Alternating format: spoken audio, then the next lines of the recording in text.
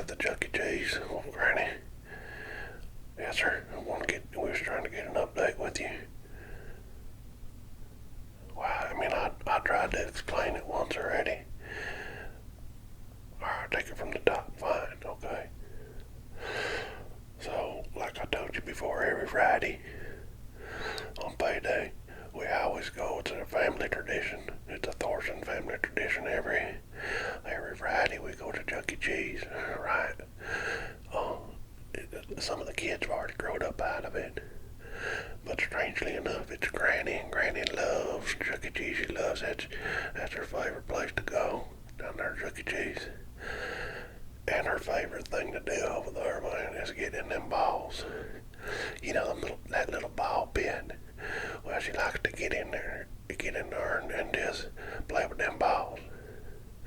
Well, yeah, I know it's for little kids, but Granny ain't no bigger than a little kid. Granny's barely 5 foot tall. She's 100 pounds.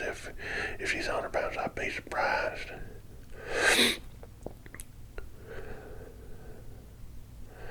So anyway, here's what happened.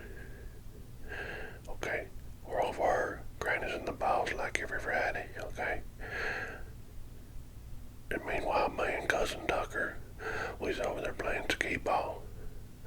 Because it's basically like highway robbery when we're over there playing the skee ball. Because the manager over there, Todd don't know a little secret we got. Cousin Tucker was a high school state champion skee baller. Oh yeah, he rolled a perfect game in the state finals. So we're over there, and I don't play a bad game of ski myself. So over there rolling ski, man, we got tickets flying out of the skee ball machine. Looks like we won a jackpot down there in Vegas. Yeah, so where I was trying to go for that top prize. When you go over there, we don't mess around with them little, pencil erasers and rulers and stuff like that. We try to get top shelf, boom boxes and little radio control cars and stuff like that, giant teddy bears. So anyway, me and Cousin Tucker, man, we're over there just killing it on the skee ball. Right. We're drinking a little bit of beer, nothing out of control. We got a little buzz, nothing crazy. So like every Friday, Granny's over in the balls, okay? No problem. Well, while we was eating our pizza, we was sitting right there, catty corner to this group of fellers. They looked like New York types, you know what I'm saying? Italian fellers. Okay, and they was doing a good share of drinking, and they was getting a little bit rowdy. But that's fine. I'm not paying no mind to them, okay? So anyway, as time goes on, they drink more and more, and they start getting real rowdy. There's 3 of them over there. There was a little short feller, barely even as tall as Granny. Okay, they maybe 5'2", something like that. And I overheard them talking. They was calling him Little Nubby. Okay, he wasn't much of a problem. He was just kind of in the background. He's drinking his beer. He could drink quite a bit of beer for a little feller. And then they had this great big gigantic son of a gun. They was calling him Joey Macaroni, I think is what they was calling him. I never caught the other one's name, but I think he was like the leader of the group, man. He was acting like he was king shit, walking around like some kind of a made man or something like that. Well, yeah, so anyways, that big feller, and I'm telling you, if he weighed 2 pounds, he weighed 400. He was a giant. Anyway, he's over and he starts doing these cannonball drops off the side into the balls. Alright. Todd, good friend of ours, manager Todd. Todd goes over there and tells him, hey man, you almost squashed a little kid right there. Y'all gotta go. Y'all violating the rules and regulations. Okay?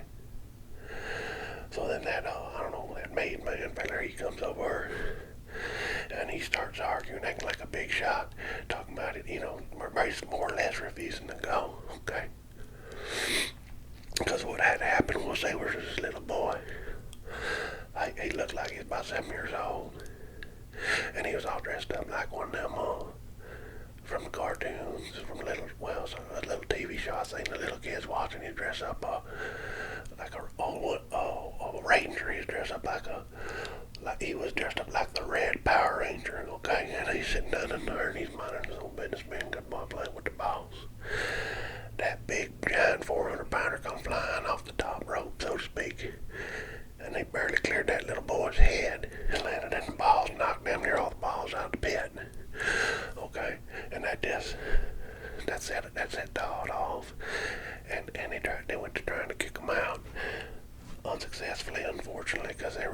leave. A couple of the workers, they scoop up all the balls, put them back in the pit, right? So anyway, we're still killing it on the skee ball, right? We got about 4,000 tickets just laying in a heap on the floor, man. We're getting ready to go grand prize all the way. Okay. So next thing you know, we checked on Granny a few times. Normally she just sits there in the corner and she likes to juggle. She just juggles the ball. She usually gets 4, 5, 6 balls going in a sequence. Sits in the corner out of the way. The kids doesn't bother them. They don't bother her. She just likes to juggle. So yeah, we checked on her. It hadn't been a problem. She was doing her juggling. Even when that big boy was jumping, he was steering clear of her and she was steering clear of him. So anyway, Cousin Tucker, man, he was 8 balls in, perfect game, man. And by the way, this wrecked his game too. Next 2 throws he missed. He got like the 9 instead of the 10 up there. That's besides the point. It really don't matter compared to this tragedy. So all of a sudden, way here, help come from over there in them balls. It turns out that big son of a gun went up in the air and got him balled and came down right down on top of Granny's lap. Yeah, busted her hip. Yes, he did.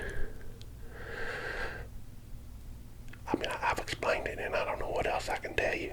Big, giant, fat Italian up in the air. Gravity does its work. Granny's sitting there, busted hip. Simple as that.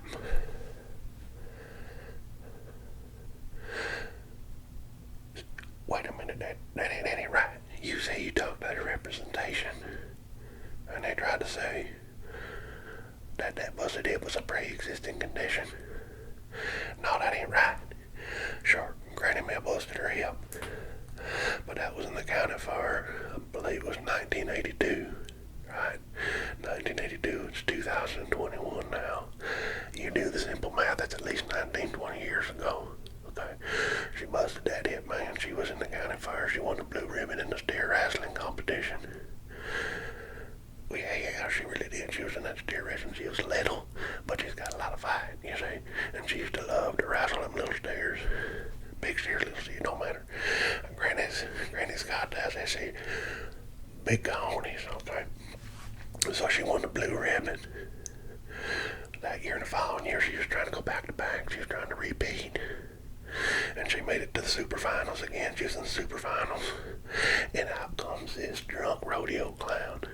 He had no business being out there. He'd been drinking, He'd been drinking a lot of whiskey. So he's 3 sheets to the wind. This some gun. He comes out there running around in them buttless chaps. He ain't got no buttoned chaps. And, he's showing off for the crowd. Everybody's hooting on and screaming and hollering. Well, Granny's in the middle of her final run, getting ready to wrestle a stair. That son of a goes, and he gets right in the underfoot of that stair, trips that stair up. The stair come down on top of Granny's hip and busted her hip. But like I said, 1982, 2021, you do the math, that's got to be at least some 24, 25 years ago.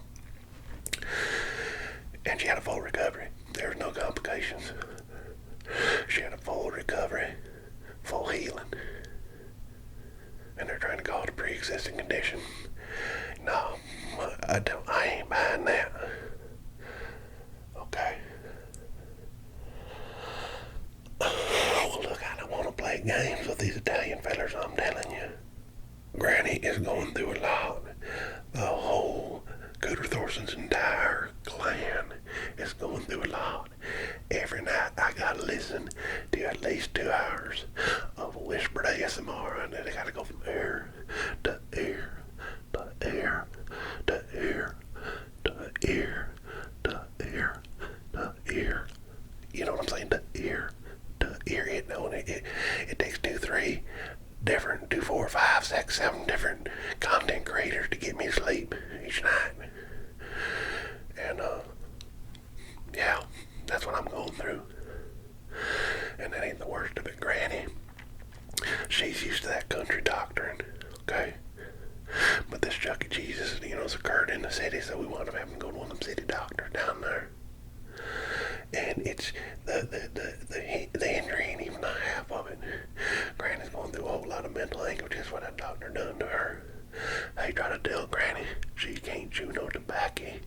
she's in the hospital. And like I told you, Granny, she's 88 years old. She's been chewing tobacco since she's 9. So that's at least like 50 years straight she's been chewing tobacco. So yeah, he says, Granny, you can't chew tobacco. He said it's against hospital policy. As well as he's trying to tell me that the nicotine will slow the healing process. Well, Granny's damn distraught, and she told me, she said, you tell that doctor I'll trade him all these damn medicine head pills he's trying to pump down my throat. I'll trade him all these Vicodins and Oxycontin and all that stuff for one patch of Red Moon, and that'll give me more healing than them damn pills will. I snuck her some in. Okay, we're getting by with that. Yeah, I got her a bunch of the peach nut. They were out of Red Moon. I got her the peach nut. And then I got her a little bottle of Coca-Cola. She don't need, she just guts it. Granny, she just guts it in there. So yeah, this has been super tough on the entire family. I mean, we ain't broke, but we ain't rich either, man. We had to take out a second on our ostrich farm just to pay you because you're supposed to be the best, and it kind of feels like you're giving us a run around here trying to do us, and Granny ain't gonna get no satisfaction out of these people. I understand it's insurance companies, but, I don't speak that legalese and that insurance and all that jargon. That's why we pay you this good money to get things done. Have you tried to reach out to these fellers directly? Because I know these guys, these city slickers, they look like they're mobsters or something like that, and I don't want to go too much into their business, but I know they do their little side deals, a lot of cash deals like that. I mean, maybe if they could get us some kind of roundabout way, get us some kind of a deal on ostrich feed, long-term deal, make up for the price of that operation. Granny's 88, she's going to need, she's probably going to be a long recovery. Yes, sir. And they was threatening us. Is that right? Well, yeah, they might be made men or whatever you call them. But I'll tell you what, we can get Western real quick on them. Man, it ain't enough for me to posse up with Cousin Kooter, Cousin Tucker. You got me, Kooter Thorson. And we got Sister Annabelle. Yeah. We'll get her all lubed up on some of that white lightning like this last New Year's Eve, man. She'll be able to take off the entire damn Gambino crime family down there. Yeah, you know what, and Granny may have a busted hip, but she can still drive my monster truck, boy. We'll just drive that thing right up their butt. Well, anyway, you can't take the law into your own hands, okay? So I digress. You ain't supposed to take the law into your own hands, and I understand that. And now here, this idea right here, it's just something I've been pondering and brainstorming on. And I don't know if it makes, if it's gonna come off, crazy or what. But what about having the Italians pay for the surgery? No, yes, I know you told me that. Not those Italians. I ain't talking about the individual fellers that's responsible. I guess it's one big giant feller that's responsible. I'm not talking about those guys you done told me 10 times and I heard you. Yeah, they're refusing. Their insurance is refusing. I'm talking about the country of Italy. Perhaps we could lean on them to step up and cover the cost. Where'd I get that idea? Well, Trump got them Mexicans to build that big, giant, beautiful wall. If they could pay for that, I don't see why a country like Italy couldn't step up for the misdeeds of one of their own and pay for Granny's surgery. Ridiculous. Well, I tell you, this whole situation is ridiculous. We've had a long-standing tradition of every Friday night. We go to Chuck E. Cheese. Yeah, we get it. We take advantage. We've been running that skee ball scam for years, man. We got prizes you wouldn't believe over there in the house, but it's a tradition. We go over, skee ball, ball pit, cardboard pizza, beer. Well, yep. Yep. Yep. Okay, so I understand you. You what? You said you talked to the Chuck E. Cheese management and they're trying to deny responsibility as well. They said Granny exceeds the age restrictions for someone to be in the balls. Well, let me tell you what, my good friend Tom, the manager. Yes, the guy with the big head. You know, it ain't right for you to tease him by the size of his head, but anyhow. We've been going there for years. Todd has known the whole time that Granny gets in the balls. He don't mind, because Granny don't want to do nothing. She don't weigh but about 98 pounds. And Granny just wants to sit there in the corner, chew a red manna jug a little bit. That's all she really wants to do. And all these years it's never been an issue. And then all of a sudden these rowdy city slickers come in there and want to do a cannonball on top of Granny's head, snap her hip in half, and now Chuck E. Cheese wants to pull out the rule book all of a sudden.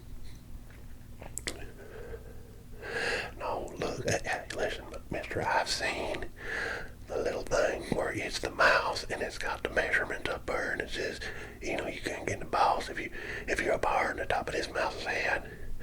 Granny meets, I told you she ain't about 4'11". She's a little thing. Tiniest, she holds the record for the tiniest person to win the Blue Ribbon State Fair in steer wrestling. Okay? I mean, this is a highly decorated woman. We should show her some respect. Well, yeah, now they want to pull out the rule book all of a sudden. Granny shouldn't have been in there. Well, I mean, how far do you think their surveillance video goes back? Because you'll see her in them balls every Friday. You know, and I hate to throw Todd under the bus, but Todd's known all along. There's probably some footage of him walking by and giving Granny a high five. Sometimes he'll pick up one of the loose balls that gets outside the pit, and he'll toss it into her, and she just incorporates it right into her juggling act. Yeah, so Todd has known all along. Oh no, there's no doubt in my mind that he's known, and in fact the general manager come through. The general manager come through, I'm pretty sure knew about it too. So yeah, yeah. So you think?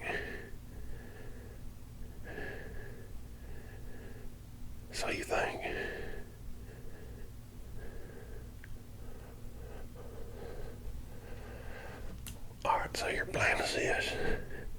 You're trying to set up a hearing, right? An open forum here.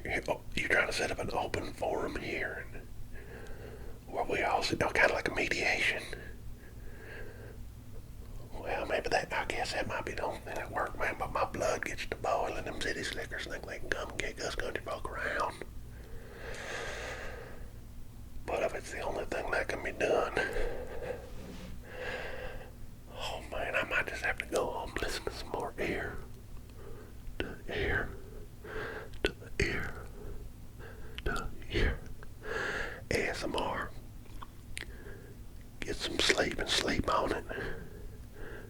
And think about whether I want to do that. Well, I guess you're probably right. Probably would be the only best way to go. So what you're telling me is all them Italian boys will be on one side of the room, and we can bring the whole bunch of us, right? Cousin Annabelle, can she drink? Oh, she's gonna be sober. Well, that's probably for the best, man. She'll come uncorking them boys.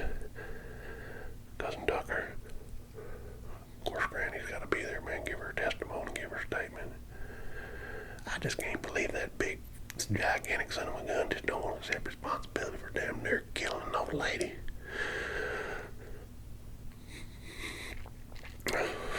Well, so I suppose that's what we'll just have to hold off, man. We see what we'll do it next week. You already talked to them. They said they could do it probably next Friday. Well, yeah, I mean, I guess we ain't going to Chuck E. Cheese this Friday anyway. I mean, it wouldn't be right without Granny.